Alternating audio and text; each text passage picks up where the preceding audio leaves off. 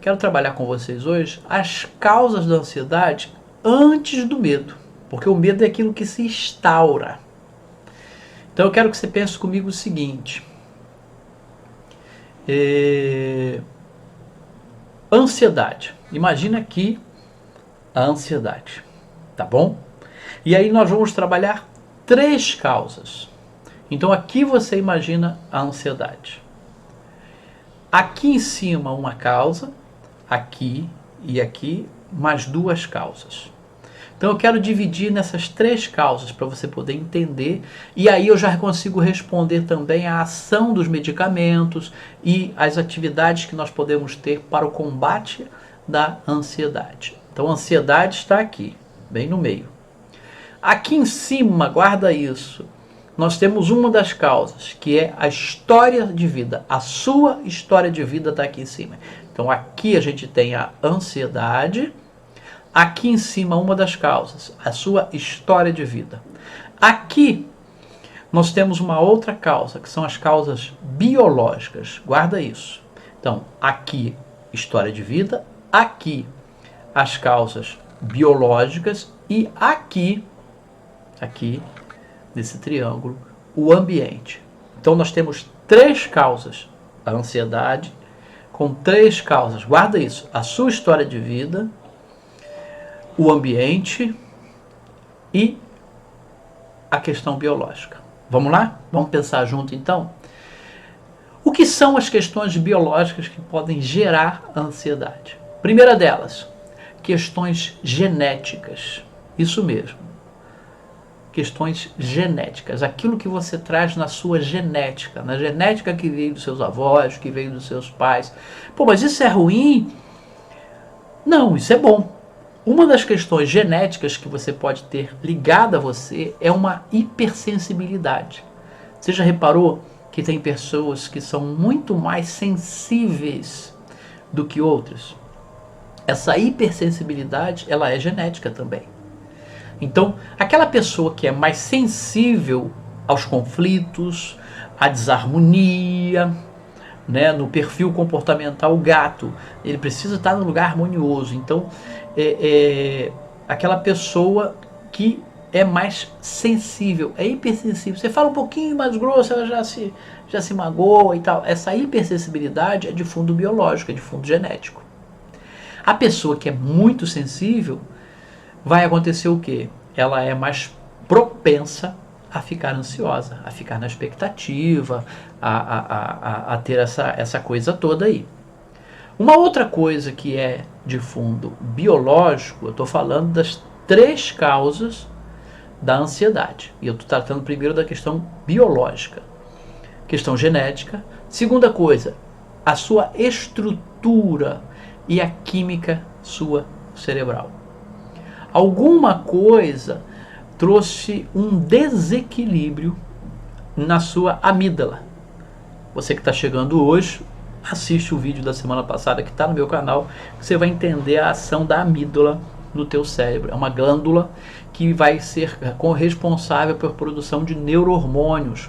Então, algum desequilíbrio biológico na sua amígdala, que vai fazer com que também você tenha uma diminuição em algumas áreas de neurohormônios como a serotonina, como a noradrenalina, como a dopamina. Então isso é biológico.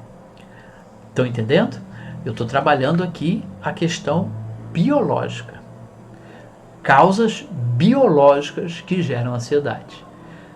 Falei da questão genética, hipersensibilidade, por exemplo, a pessoa que é muito sensível, a questão da sua estrutura neurológica e também a produção da sua química cerebral, que pode ter um desequilíbrio biológico na sua glândula da amígdala, e aí você vai ter baixa produção de níveis de serotonina, de dopamina, de noradrenalina, isso vai influenciar. Aí eu vou te falar o quê? Qual é a ação aqui? A ação aqui é uma ação, medicamentosa. Esses casos onde a causa do seu estado ansioso é biológica, você precisa de uma ação direta de medicamentos. Aí você precisa de um suporte de um psiquiatra, de um neurologista, mais especificamente um bom psiquiatra.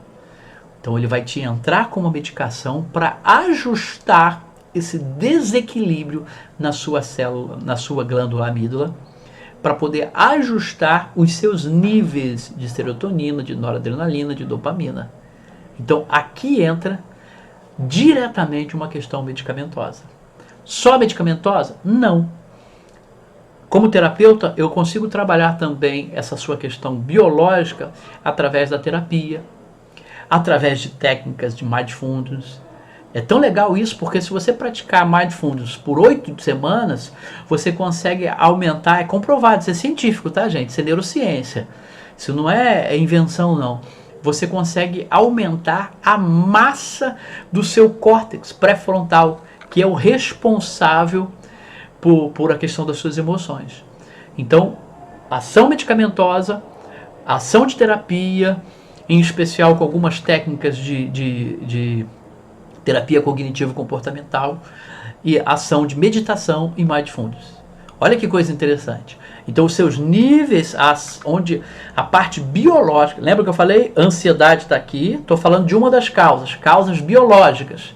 Essas causas biológicas podem ser genéticas, que é uma hipersensibilidade, por exemplo, ou a forma estrutural do teu cérebro e produção química de um desequilíbrio da tua amígdala.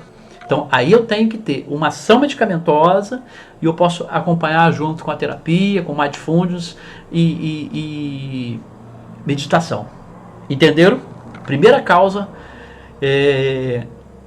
aqui. Agora vamos para uma segunda causa. Segunda causa tem a ver o quê? Com a sua história de vida aqui em cima. Ansiedade, biológicos, história de vida aqui em cima. O que tem a ver com a sua história de vida? Nós trabalhamos com modelos. Então, modelos, regras, tudo isso na sua infância. Por quê? Porque todos nós sabemos que quando a gente é criança, nós somos muito mais plásticos, a gente absorve muito mais, a gente aprende muito mais.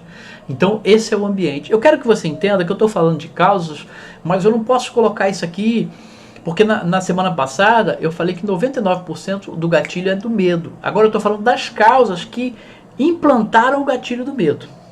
E você também não pode entender que tudo isso é ruim, porque senão parece que você viveu uma desgraça.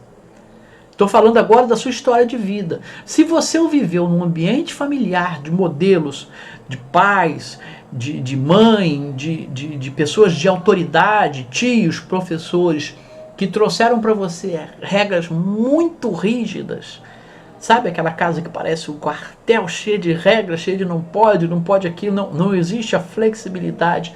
Isso pode ser, na sua história de vida, um causador do gatilho, instauração do gatilho. Outra coisa, o ambiente familiar de muita punição, onde você fica aquelas... Lembra que eu falei na semana passada que o cérebro da gente, ele é treinado? Então, por exemplo, aquela pessoa que sempre fica aguardando o pai chegar embriagado e ele fica naquela expectativa, porque ele bate na mãe, bate nas crianças, ele vai treinando o cérebro para aquele estado ansioso.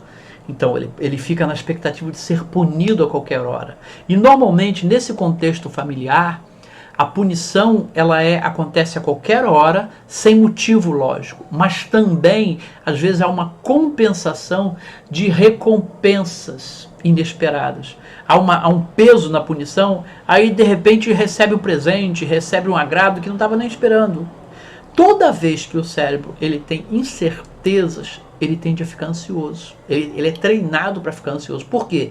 Porque na incerteza ele está sempre alerta. Ele opta por ficar sempre alerta, para se manter vivo. Então, ambientes familiares onde os modelos são modelos muito rígidos, são modelos de muita punição.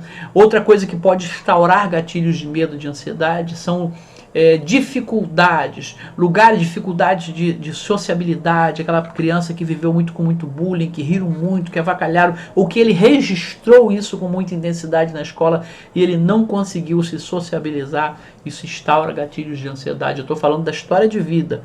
Isso na infância devido à plasticidade nossa ser maior, isso é muito forte. Também privações na infância. Privações mesmo, dificuldades, privações de questões de prazer, de questões lúdicas. Crianças que foram privadas do prazer, que tiveram que amadurecer muito rapidamente, fazer muita coisa. Então, privações na infância, ou aquela expectativa de uma alta performance, né? Ter que atender uma necessidade. Filhos e filhas de artistas, de líderes religiosos, que tem que sempre estar mantendo um padrão altíssimo, seja de estudo, seja de comportamento. Isso também instaura gatilhos de ansiedade. Bom, aqui o que acontece? Esses modelos, essas regras em excesso, tudo muito precoce na história de vida da pessoa, vão gerando esses gatilhos. Né? Vão gerando esses gatilhos. E esses gatilhos, esses registros, eles geram o quê? Eles geram crenças centrais, que são crenças negativas, que perseguem a pessoa o tempo todo. Essas crenças negativas são raízes de pensamentos negativos. Aí a pessoa passa a ter dificuldade com a sua autoimagem, com a sua autoestima, por causa dessas crenças e esses pensamentos de insegurança, de incapacidade, de que não vai conseguir, estão ali embutidos. Veja bem, eu estou falando da ansiedade, como na semana passada, no vídeo passado, que está no YouTube já, como na semana passada eu falei que 90%, 99% é de gatilho de medo. Presta bem atenção. Hoje eu estou falando das causas. Ansiedade tem 3 causas. Porque eu não gosto, a gente não pode ser obtuso e dizer, tudo é causado aqui, tudo é aqui. Não. Nós temos pelo menos 3 causas. Acabei de falar das causas biológicas, que são questões genéticas, que são questões estruturais e químicas. Estou falando agora das causas da história de vida de cada pessoa. Mas então a vida da gente... Não, tem gente que vai passar por isso e não vai ter esse registro. Ponto. Cada pessoa, cada pessoa percebe de um jeito. Certo? E aí como é que eu trabalho essa coisa da... aqui a questão biológica, lembra que eu falei? É necessária ação medicamentosa para trazer o reequilíbrio da amígdala, da produção dos neurohormônios, e também terapia, e também técnicas de meditação, de mindfulness, de atenção plena. Aqui agora na história de vida, como é que eu cuido disso? Como é que eu trabalho isso? Com terapia, com técnicas de mindfulness, com técnicas de meditação, com técnicas de auto-hipnose para recriação de trilhas neurais. É desse jeito que funciona. Então presta atenção, aqui nas causas biológicas, medicação, terapia, técnicas de mindfulness, técnicas de auto-hipnose, técnicas de meditação. Aqui em cima, na história de vida que tiveram registros,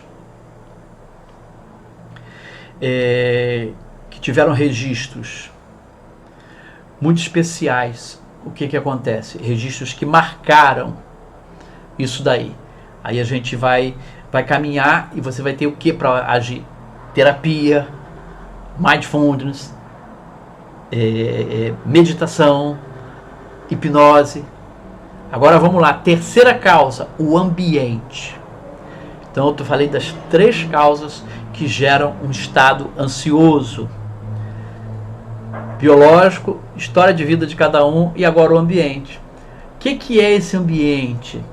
Por exemplo, excesso de utilização das redes sociais é algo que eleva o estado ansioso. Excesso de eletrônicos.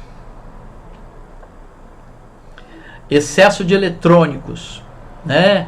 Então, muito eletrônico vai gerar esse estado ansioso.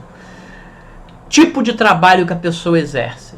Trabalho no mercado financeiro, ou, por exemplo, bancário, pessoas que lidam com o público, que lidam com muita cobrança, também estabelece um estado ansioso.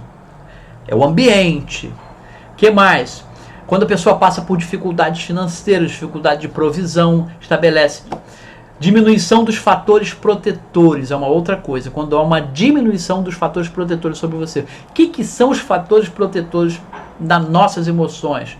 Por exemplo, conexões sociais. quando você vai se retraindo. Por que que hoje, por causa da pandemia, por causa do isolamento social, nós temos um aumento do estado ansioso das pessoas? Por causa disso, diminuiu as conexões, elas são importantes demais na vida da gente. Atividade física, quando você não faz, você tira a sua proteção, a forma da sua alimentação, muitos embutidos, muitos alimentos prontos, muita conserva, dificuldades em se relacionar. Então, esses fazem parte do seu ambiente, que são causas do estado ansioso. Muito bem, como é que eu resolvo as causas do ambiente? Como terapeuta, eu vou te falar.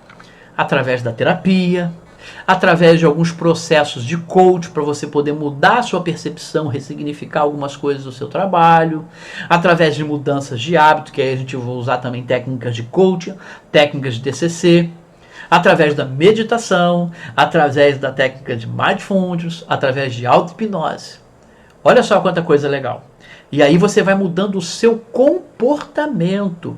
Mudando o seu comportamento, você muda a sua leitura e muda o seu comportamento, muda o significado. Então você muda a maneira que você percebe as coisas no seu trabalho. Talvez até mudando o tipo de trabalho. A gente vive um tempo hoje onde as pessoas estão despertando muito para a saúde emocional. E algumas pessoas estão preferindo mudar de emprego, ganhar menos, mas ter mais qualidade de vida, mudar para a cidade interior. Então, são causas. Presta atenção. Vamos lá de novo? Ansiedade aqui. 3 causas que instalam gatilhos de medo e de insegurança. Uma, causas biológicas, né, que são genéticas, hipersensibilidade, estruturas e química, baixa produção de alguns neurohormônios. Para essas, a gente resolve como? Ação medicamentosa, direto para reequilíbrio da amígdala e a produção desses neurohormônios, terapia, mindfulness, meditação, técnicas de hipnose para recriação de trilhas neurais. Depois, a história de vida da pessoa também é algo que instala muitos gatilhos. Como é que a gente trabalha essa história de vida? Famílias muito cobradoras, sem flexibilidade, punição de qualquer maneira, recompensas também descontroladas, privações na infância, exigência de alta performance, um padrão muito rígido, tudo isso, dificuldades de adaptação em escola, bullying, tudo isso instauram. Esses daqui a gente trabalha como? Terapia, né? Seja ela na área da psicanálise, seja ela em TCC, técnicas de mindfulness, técnica de meditação. E por último, o ambiente que você vive, o excesso de redes sociais, a comparação, o tipo de trabalho que você exerce, as dificuldades financeiras que a gente passa, perdas, sequências de perdas também, diminuição dos fatores protetores, que é conexões sociais, atividade física, boa alimentação, exposição ao sol, que eu não falei, né? Dificuldade de se relacionar. Essas todas a gente trabalha também com terapia, mudança de hábito, técnica de coach, meditação. Perceberam que basicamente só uma delas é necessária a intervenção medicamentosa, que é quando há já um desequilíbrio biológico. Todas as outras a gente trabalha com terapia. Por isso que no vídeo passado eu deixei bem claro que tratamento, a pessoa diz, estou tomando remédio há tantos anos. Só remédio não é tratamento. Tratamento precisa ser a ação medicamentosa, se necessário, acompanhado por um bom psiquiatra, e não é tomar remédio de qualquer maneira, porque alguém achou, porque deu bem. Cada pessoa é uma pessoa, o tratamento é individualizado, e todo um trabalho terapêutico, personalizado, de mudança de forma de ver a vida, de encarar a vida, de ressignificar, usando técnicas até para reconstrução de trilhas neurais. Então, essas são as 3 causas que geram ansiedade e que instauram gatilhos do medo e de insegurança. Causa biológica, causa na sua história de vida e causa no ambiente onde você está. Quando a gente consegue entender isso e a gente descobre... Eu não gosto de dizer assim, a causa está aqui. Se eu for olhar psicanaliticamente, eu vou ver muitas causas disparadas lá na tua história de vida, na tua infância. Mas não parou lá. De repente você foi caminhando por modelos e reproduzindo esses modelos e hoje você tem um ambiente que te adoece. Então não adianta só a gente querer tratar lá aquela causa, a gente precisa também trabalhar a mudança do ambiente. E talvez tudo isso já tenha se instaurado de tal maneira que já trouxe uma questão biológica, um desequilíbrio. Então você vai precisar de uma ação medicamentosa. Então essas são as 3 causas que geram ansiedade. Estou falando de causas, certo? Biológica está a história da sua vida e o ambiente onde você está. E todas elas, no tratamento, passam por terapia, por técnicas terapêuticas, né?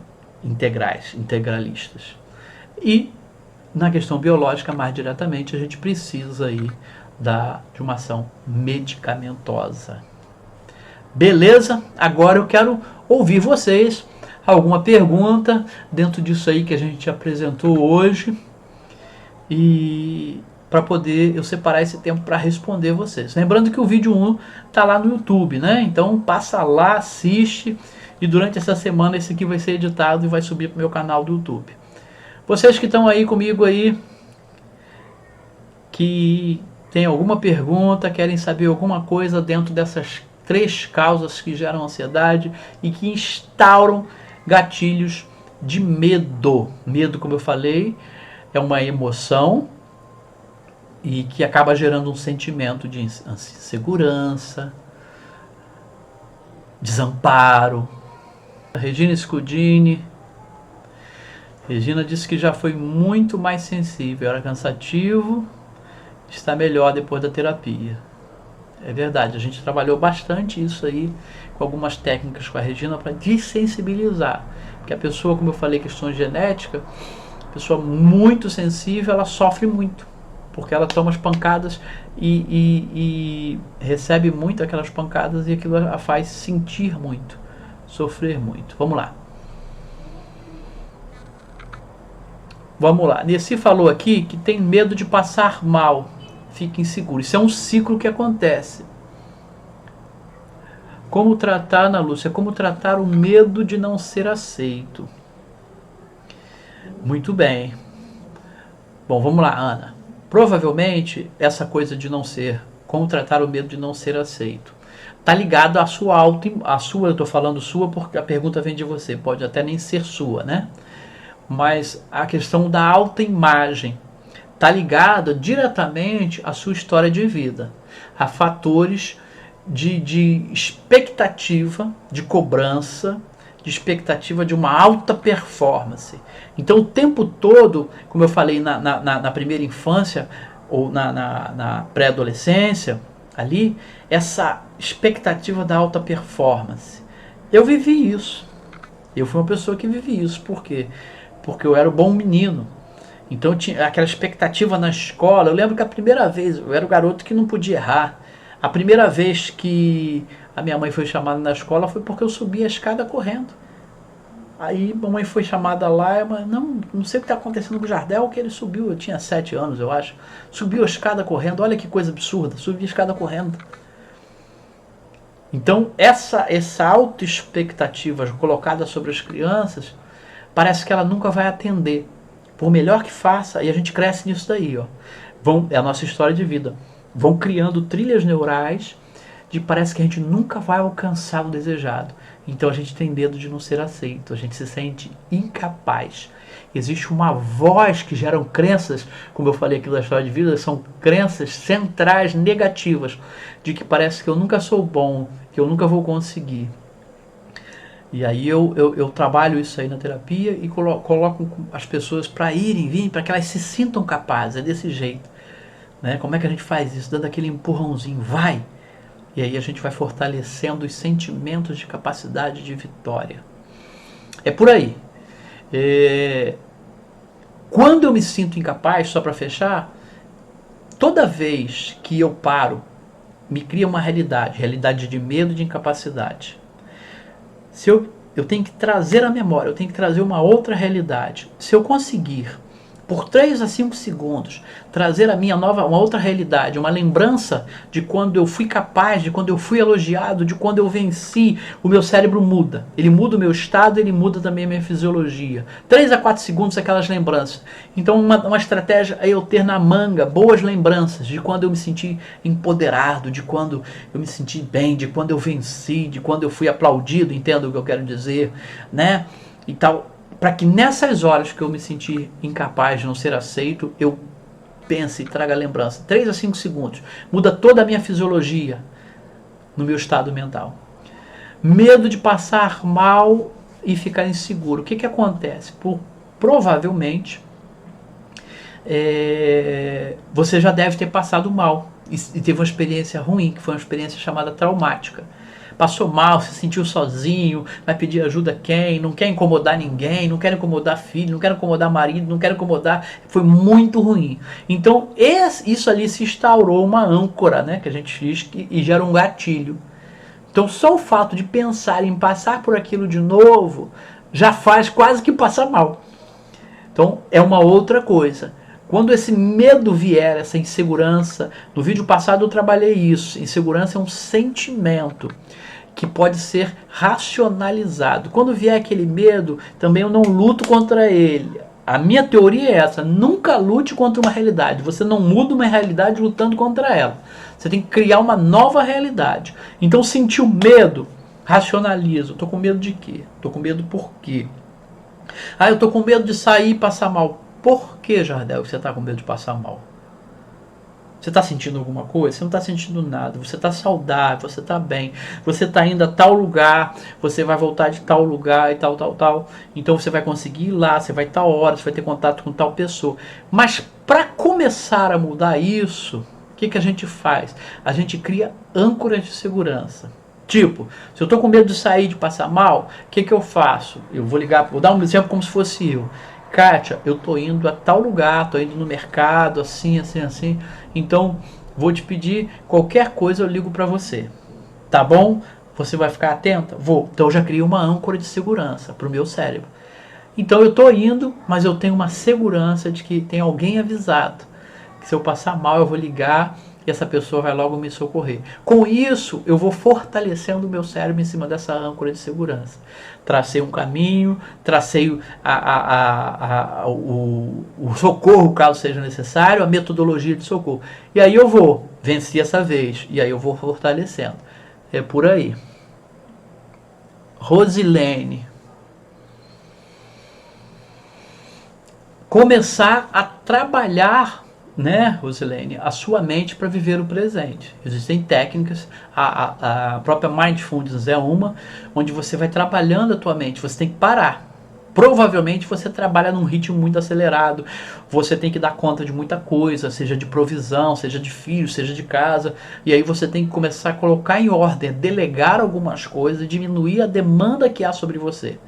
Começar a mudar o ritmo. Na verdade, você deve ter absorvido o ritmo de outras pessoas. Então você tem que parar de absorver o ritmo das outras pessoas e respeitar o meu ritmo de vida. E ir mudando, delegar, deixar algumas coisas que eu estou fazendo que eu não preciso fazer, outras que eu posso passar para outras pessoas e começar. No meu canal no YouTube tem a série de gestão emocional.